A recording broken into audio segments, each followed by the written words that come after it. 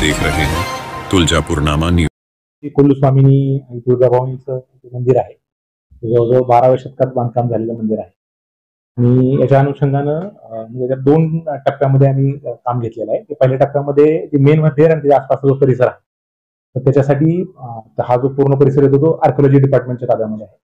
आणि आर्किओलॉजी डिपार्टमेंटच्या मंजुरीनंतर तांत्रिक मान्यता घेतलेली आहे, ती प्रशासकीय मान्यता होऊन वर्क ऑर्डर पण झालेली आहे.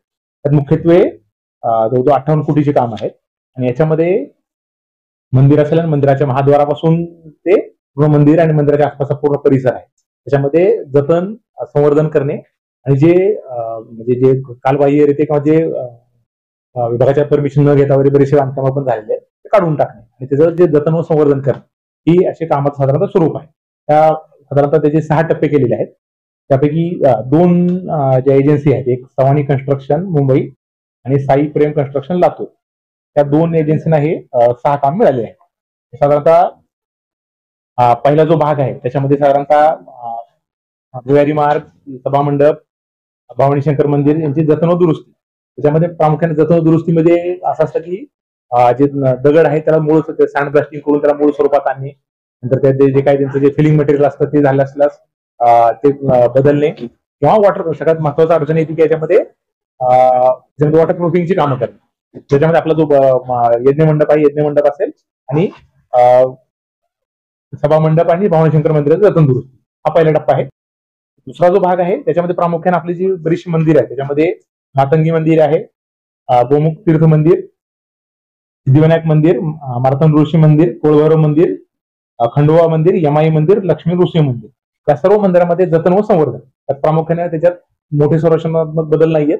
त्या मंदिरामध्ये जे काही त्यांना आवश्यक असणारे दुरुस्ती आहेत आणि जतन व संवर्धन, त्यामध्ये दगडाचं प्रामुख्याने सँड ब्लास्टिंग केल्यानंतर जसं आपण पंढरपूरच्या मंदिरामध्ये बघितलं असेल, तो दगड नव्यानं झाल्यासारखा दिसतो. त्याचबरोबर केमिकल ट्रीटमेंट केली जाते, त्यामुळं त्याचं झीज थांबते. हे दुसऱ्या टप्प्यामध्ये काम आहे. त्यानंतर तिसऱ्या टप्प्यामध्ये जे हे आता सध्या जे काम सुरू करते ते प्रामुख्यानं हे टप्पा 2 जो आहे, जिथं 10 ते 12 मंदिर आहेत त्यांचं जतन व संवर्धन आहे, हा काम इमिजिएटली आता सुरू होतंय. त्यानंतर भाग 3 मध्ये जे आहे ती असुरक्षित बांधकामे काढून टाकणे. ह्याच्यामध्ये प्रामुख्याने आपलं जे स्टेडियम आहे, त्यानंतर त्याच्या मागच्या बाजूला असलेलं जे पोलिसांची जी क्वार्टर्स आहे, आपलं पोलीस स्टेशन आहे ते काढून टाकणे. त्याच्या आजूबाजूला आपल्याला असलेले आमचं जे जुनं प्रशासकीय कार्यालय आहे ते काढून टाकणे.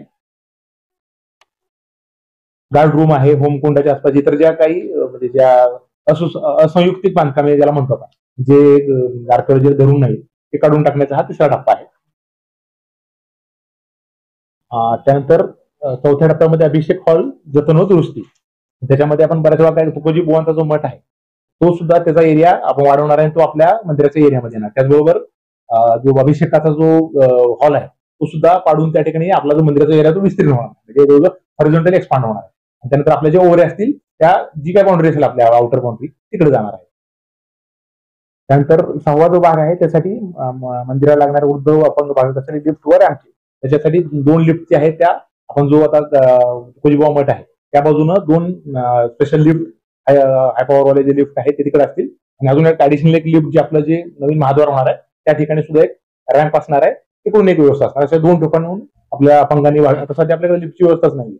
त्यामुळं जे आपण तुकोजीबुवा मठाच्या साईडने जे करणार आहे तिथून डायरेक्ट भाविकांना डायरेक्ट आपला जो मंदिराचा फ्लोअर आहे त्या फ्लोअरवरच एंट्री भेटणार आहे. तिकडून ते चढतील आणि इकडून त्याचं दुसरं द्वार असेल त्या मंदिराच्या आपल्या ह्याच्यामध्ये उघडणार.